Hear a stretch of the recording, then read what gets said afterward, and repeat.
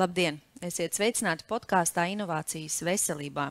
Šo raidierakstu sērijas mērķis ir vienkārši un maksimāli saprotami runāt par to, kas tad notiek mūsu veselības aprūpes sistēmā, par jaunievedumiem, par inovācijām un par visu aktuālo. Un tieši tāpēc mans šīs dienas viesis ir Kristaps Krafte. Sveiki! Sveika!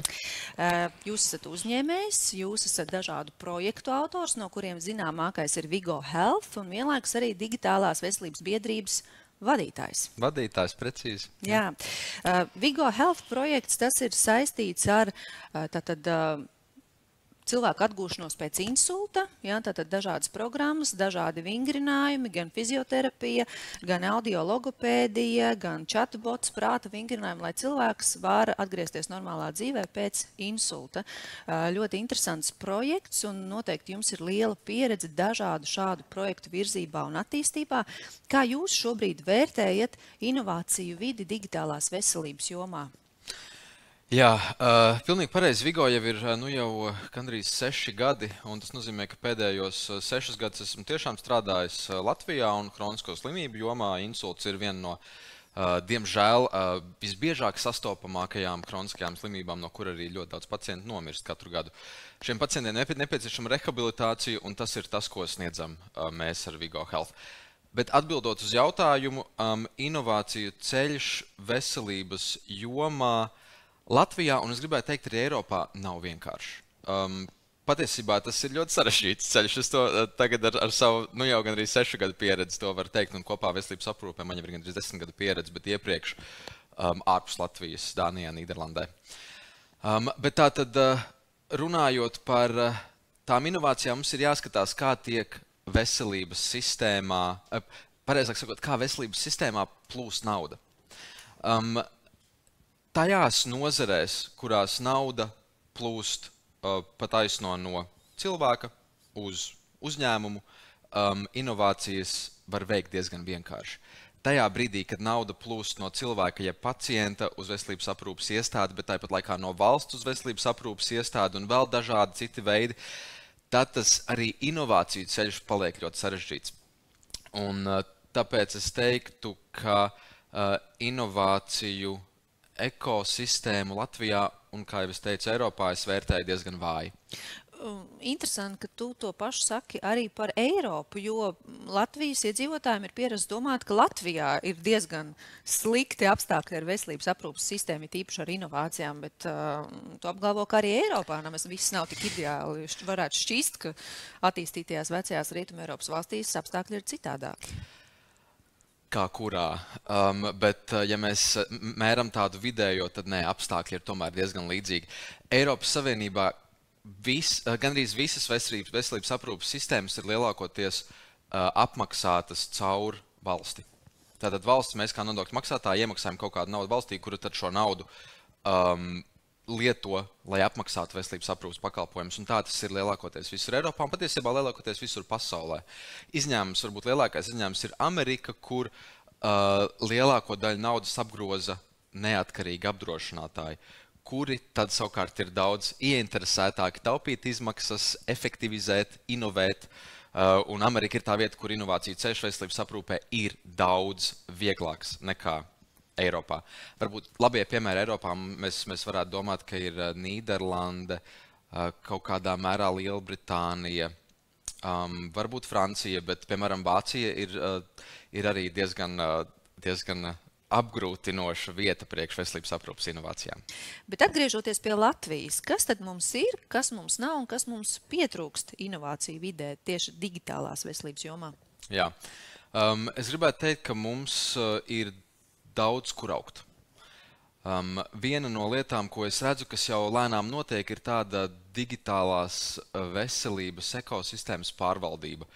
Šobrīd tā attīstība, un līdz šim brīdim varētu teikt, attīstība ir notikusi diezgan haotiski.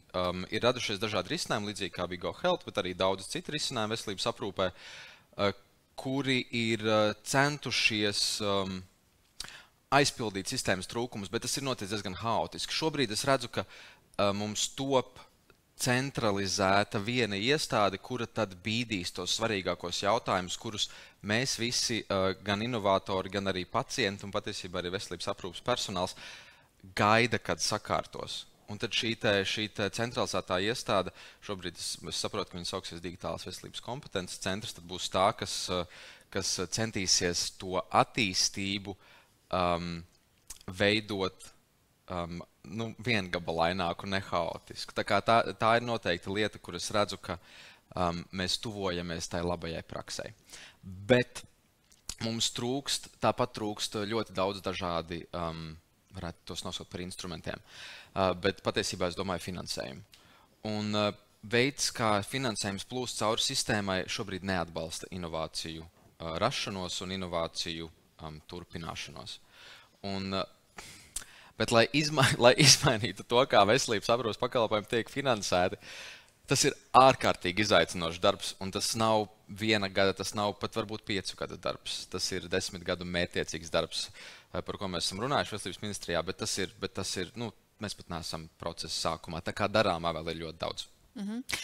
Vai šis arī ir tas būtiskākais jautājums, ko šobrīd risina valsts līmenī par šīs vienotās iestādes institūcijas izveidi, lai tas tā kalpot par tādu stūrakmeni turpmākajai digitālās veselības jomas attīstībai, vai ir vēl citi punkti, pie kā notiek aktīvs vai mazāk aktīvs, vai vismaz tiek plānots aktīvāks darbs? Bet tātad Digitālās veselības kompetences centrs ir tā viena iniciatīva, ko šobrīd es redzu kā vissvarīgāko, kas arī turpina savu ceļu ministrijas gaiteņos, un cerams, ka mēs jau janvārī zināsim vairāk. Kā tu vērtē kapitāla sabiedrības modeļu izveidi valsts digitālās veselības attīstībai?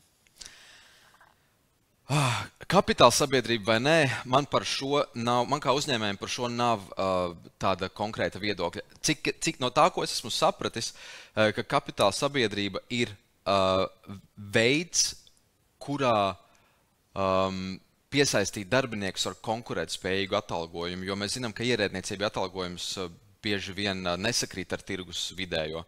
Kaut gan tagad laikam nesen bija kādas izmaiņas, bet lai vai kā, es saprotu, ka kompetences modelis tika izvēlēts, lai piesaistītu spējīgus, gudrus cilvēkus.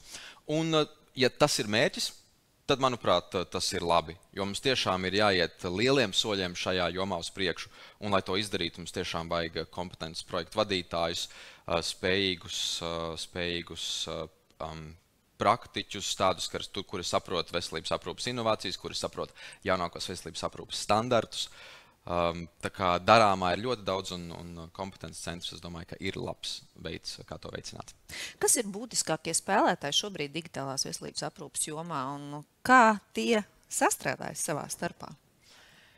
Jā, te mēs varam izdalīt uzņēmumus, kas Latvijā darbojās jau gandrīz kopš neatkarības atjaunošanas, un tie ir kādi 3 tādi IT uzņēmumi, kas darbojas veselības aprūpes jomā. Tātad tie noteikti ir daļa no tās ekosistēmas. Un tad, protams, ir jauni uzņēmumi, kas arī spēlē ļoti svarīgu lomu. Un tas ir tas pats mans Vigo Health, Longgenes, kas arī ir ļoti veiksmīgs uzņēmums tepat no Latvijas un strādā jau pasaules līmenī. Bet, protams, ka pie spēlētājiem ir jāskaita arī valsts nodrošinātā veselības aprūpe, tas pats Nacionālais veselības dienests, kas ir tas valsts pakalpojumu sniedzējs vai pakalpojumu apmaksātājs, jāsaka tā. Arī veselības ministrija noteikti iekļaujas šajā ekosistēmā. Mēs ar viņiem arī tiekamies ļoti regulāri katru mēnesi, un katrus 3 mēnešus cenšamies arī būt ministrijā. Arī gan valsts veselības aprūpes iestādes, kas ir lielās slimnīcas, un arī citu līmeņu universitātes slimnīcas, arī citu līmeņu slimnīcas, arī viņi noteikti iesaistās šajā digitālās veselības ekosistēmā, un patiesībā arī privātās veselības aprūpes iestādes. Bieži vien pat ir grūti izdalīt, kas ir un kas nav digitālā veselība, jo es pat gribētu domāt, ka digitālā veselība ir tāds kā pārējas process, kamēr mēs uzskatām to par pilnīgi parastu veselības aprūpi. Tā ir vienkārši daļa no veselības aprūpes, un tas uzreiz arī nozīmē to, ka pilnīgi visi veselības aprūpes pakalpojumu sniedzēji iekļaujās šajā digitālajā veselībā. Jo gribam mēs to vai ne, bet mūsu dzīves paliek arvien digitālākas. Pakomentē, kā tu vērtē šo nosaukto iesaistīto pušu ieguldījumu digitālās veselības aprūpes jomas attīstībā, vai kāds dara, varbūt par maz varētu darīt vairāk, un ko varētu darīt vairāk un labāk, lai mēs lielākiem soļiem virzītos uz priekšu? Gandrīz visi dara par maz. Um, es domāju, mani jaunu uzņēmumu kolēģi, un es pieļauju arī lielāku privātu uzņēmumu kolēģi veselības aprūpas jomā piekritīs, ka mēs gaidām no valsts vairāk. Bet tas ir normāli. Manā pieminētajā Eiropas līmenī arī visi uzņēmēji gaida no valsts vairāk. Latvija nekādā gadījumā nav unikāla. Bet mēs tiešām gaidām šos veselības digitalizācijas standartus, datu apmaiņas standartus, klīnisko algoritmu standartu ieviešanu Latvijā. Un tur visur mēs, kā jaunu uzņēmumu un kā digitālu pakalpojumu sniedzēju, bieži vien spējam palīdzēt, bet mēs neredzam no valsts to vilkmi, ka viņi grib, lai mēs tiešām palīdzam. Vai ar valsti tu domā konkrēti veselības ministriju? Veselības ministrija, Nacionālais veselības dienests, valsts slimnīcas, kuras valsts uztur. Es nedomāju, varbūt vienu iestādi, es domāju plašāk, bet, protams, ka ja mēs skatāmies, kurš tad ir pa īstam atbildīgs, protams, ka tā ir veselības ministrija. Bet tās iestādes, kuras varētu darīt vairāk, ir daudz. Kā tev šķiet, kāpēc tas netiek darīts pietiekami aktīvi? Tam atkal ir vairāki iemesli, bet viens no tiem, man liekas, atkal ir naudas plūsma šajā te jomā. Un ja mēs nemaksājam par efektivitāti, tad mēs nevaram gaidīt, ka veselības ministrijas padotās iestādes, respektīvi arī slimnīcas, ļoti centīsies kaut ko efektivizēt. Ja mēs nemaksājam par to, tad mēs nevaram gaidīt, ka tas notiks. Protams, ka kaut kādas lietas notiek, pasaules prakses tiek ienestas arī Latvijā, un kaut kāda efektivizācija notiek. Nesen arī man vislabāk zināmajā insultu jomā, protams, ka progress notiek, bet tas ir pārāk lēns. Un tas ir naudas jautājums. Ja veselības ministrija pateikt, ka mēs maksājam par efektivitāti, bet, kā jau es teicu, finansējuma modeļa izmaiņas ir ļoti sarežģīts process, tad arī es ticu, ka mēs kā uzņēmumi varētu izdarīt vairāk un varētu palīdzēt šīm lielajām iestādēm efektivizēt. Bet viņi šobrīd pat ir diezgan maz ieinteresēti šādos risinājumos. Tu jau minēji, ka ir tomēr arī Eiropā valstis, kurās ir veiksmīgāk ieviesti digitālās veselības jauninājumi, inovācijas.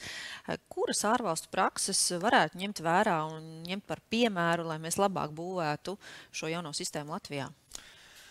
Wow! Zini,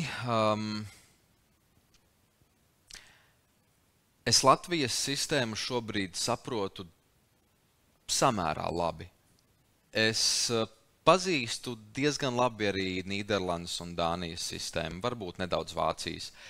Bet, lai veiksmīgi atbildētu uz šo jautājumu, vai lai es tiešām atbildētu kompetenti, man droši vien, ka vajadzētu vēl plašāku to pieredzi. Bet varbūt kā vienu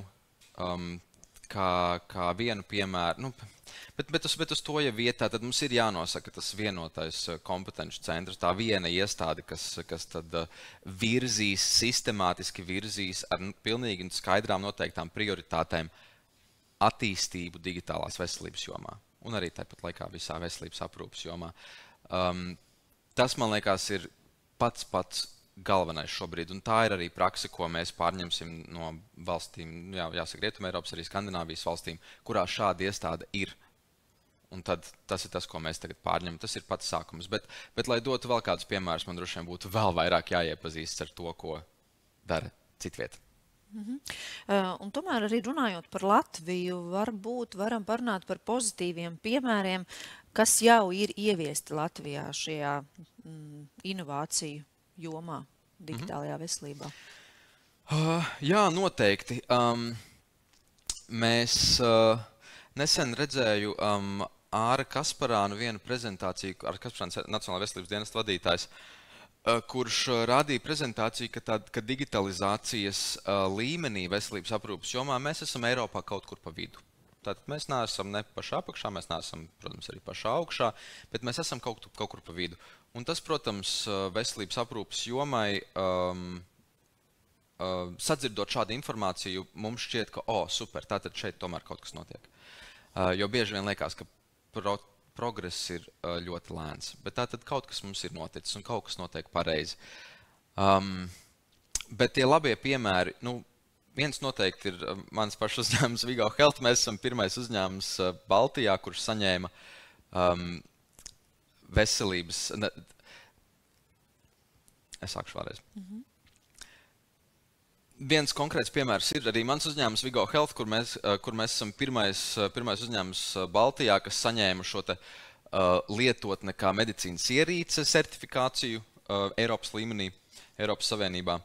Un mēs bijām arī pirmais Baltijā, kurš tika apmaksāts no valsts līdzekļiem. Tiesa gan uz ļoti īsu laiku un ļoti limitētam pacientu skaitam, taču tas notika. Mēs, protams, ceram, ka tas turpināsies ļoti drīz, bet mēs bijām un joprojām esam vienīgie Baltijā, kur tas bija, kur cilvēkiem bija pieejama insulta rehabilitācija viņu pašu mājās ar speciālistu uzraudzību, un viņiem pašiem par to nebija jāmaksā. Un viņi atvesļojās ātrāk un veiksmīgāk. Tā kā ir ļoti labi piemēri. Neskaitot Vigo, tas pats mans pieminētais Longgenesis, kas ir Latvijā radīts un risinājums, ka Latvijā darbojas, bet ar pieredzi jau pasaulē. Viņi strādā ļoti daudz pasaules valstīs, manuprāt, gandrīz visos kontinentos un ar ļoti lielu tādu soli dodas arī tuvo austrumu virzienā, kur viņiem izskatās, ka iet diezgan veiksmīgi. Tā kā noteikti arī viņi ir labs piemērs. Bet pakomentē, kāds ir viņu pakalpojums? Viņi, es mēģināšu saviem vārdiem izstāstīt. Viņi vāc datus viņi palīdz ievākt datus no pacientiem, kurus viņi tad apstrādā, glabā un nodod uzņēmumiem, kuri viņiem maksā. Un tās var būt arī valstis, kas viņiem par kaut kādu pakalpojumu maksā. Šeit Latvijā viņi, piemēram, organizēja, ja es nemaldos, krūtsvēju skrīningu, bet jums būtu jāuzaicina Emīls Undjukovs no viņiem, lai viņš pastāsta vēl labāk par to, ko viņi dara. Bet viņi primāri strādā ar datiem un arī ar genoma datiem, ar dažādiem ar veselības saistītiem datiem. Un visbeidzot, kas tad ir tie būtiskākie tuvākā laika īstermiņa soļi, kas ir jāspēr, lai mēs varam veiksmīgi attīstīties un iet uz priekšu šajā digitālās veselības jomā un tieši inovāciju kontekstā? Jā, soļi ir vairāki.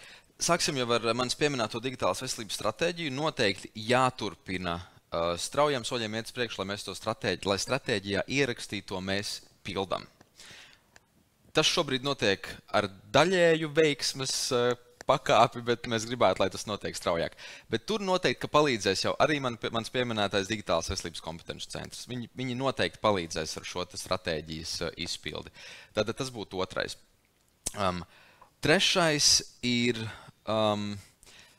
dodiet iespēju uzņēmumiem inovēt.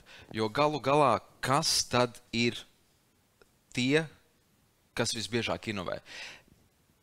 Tie nav lieli uzņēmumi. Tie nav valsts uzņēmumi. Tie ir mazi uzņēmumi, kurus pēc tam lielie uzņēmumi bieži vien nopērk. Bet tie, kas inovē, tie ir mazie uzņēmumi, startupi, jeb jaunu uzņēmumi. Ļaujiet viņiem nākt iekšā sistēmā, ļaujiet viņiem attīstīties un padarīt pakalpojumus efektīvākus. Un kur ir klupšanas akmeņi, kāpēc netiek ļauts vai netik brīvi var šie jaunu uzņēmumi ienākt sistēmā? Jā, un te mēs ejam atpakaļ pie varbūt mana pirmā vai otrā punkta, kas ir finansējums.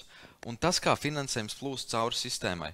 Šobrīd mēs Latvijā un arī lielā daļā Eiropas maksājam par pakalpojumu. Par katru pakalpojumu atsevišķi, kas notiek veselības aprūpē, par kaut kādu šito kompjūteru tomogrāfiju mēs maksājam atsevišķi, pēc tam ejam pie ārsta maksājam atsevišķi, pēc tam ejam uz procedūru maksājam atsevišķi. To apmaksas modeli vajadzētu pārtaisīt uz tādu, kur maksā par, piemēram, konkrētas slimības ārstēšanu uz gadu, ja tā ir samērā akūtāka saslimšana. Piemēram, par gūžas operāciju maksā par gadu. Nevis tikai par operāciju, bet maksā par gadu. Un tas iestādēji, kur ir atbildīgi par šo pacientu, liktu domāt, kā es varu šo pakalpojumu padarīt efektīvāku, kā es gada laikā varu atgriezt cilvēku līdz konkrētam stāvoklim. Tātad viņi saņemtu, un iedomājamies, viņi saņemtu naudu, piemēram, tā ir būtu ortopēdijas slimnīca. Viņi saņemtu naudu par veselu gadu par vienu cilvēku. Viņi tātad viņi noorganizētu gan pirmsapskati, pēc tam operāciju un pēc tam arī visus tos 9 vai 10, 11 mēnešus, ko pacients pavada varbūt mājās, varbūt rehabilitācijas iestādē. Ja pacients to pavada mājās, tad iespējams, ka ļoti labs risinājums ir kaut kāds digitāls palīgs, kurš pacientam palīdz vingrot, saka priekšā, palīdz arī ar medikamentu lietošanu, kas pēc smagām operācijām ir jālieto. Un tādējādi pirmkārt pacients atgrieztos mājās un viņš zinātu, ko darīt. Slimnīca, kas rūpējās par pacientu, būtu ieinteresēta visu laiku iečakoties ar pacientu. Pacients pildītu vingrinājumus mājās, varbūt ar fizioterapeitu uzraudzību, sākumā droši vien ar, vēlāk varbūt, ka bez. Tikai līdzīgi kā Vigo skatītos vingrinājumus ekrānā un pildītu tos. Un ja mēs iedomājamies, ka šo te naudu saņemot ortopēdijas slimnīca, ietaupīto naudu pēc tam var ieskaitīt savā budžetā, tad viņiem pat būtu interesanti šo naudu ietaupīt un izmantot digitālus risinājumus, izmantot inovatīvus risinājumus, izmantot jaunu uzņēmumu radītus risinājumus, lai piegādātu, piemēram, šo fizioterapiju un mazāk izmantotu fizioterapeitus. Es, protams, nekādā gadījumā neatņemtu darbu fizioterapeitiem. Viņi paši zina, cik viņi ļoti ir noslogoti. Tur darba pietiks vienmēr. Mums ir rindas savukārt milzīgas uz pakalpojumiem. Uz insultu rinda ir 6 mēnešus, uz gūžas operāciju arī noteikti ļoti gara. Es vienkārši nezinu, tā nav mana joma. Bet pamainot finansēšanas modeli, kā es stāstīju, mēs atrisinātu tik daudz lietas. Viena no tām arī rindas, bet noteikti arī tātad inovāciju lietošanu veselības aprūpes jomā. Nu, cerēsim, ka atbildīgie mūs sadzirdēs un sadzirdēs arī tavus ieteikumus. Pie mums viesojās Kristaps Krafte, Vigo Health vadītājs, dažādu projektu autors. Šis bija raidieraksts Inovācijas veselībā. Skatieties to Facebook lapā, YouTube un Spotify kanālos. Tiksimies atkal citā sērijā.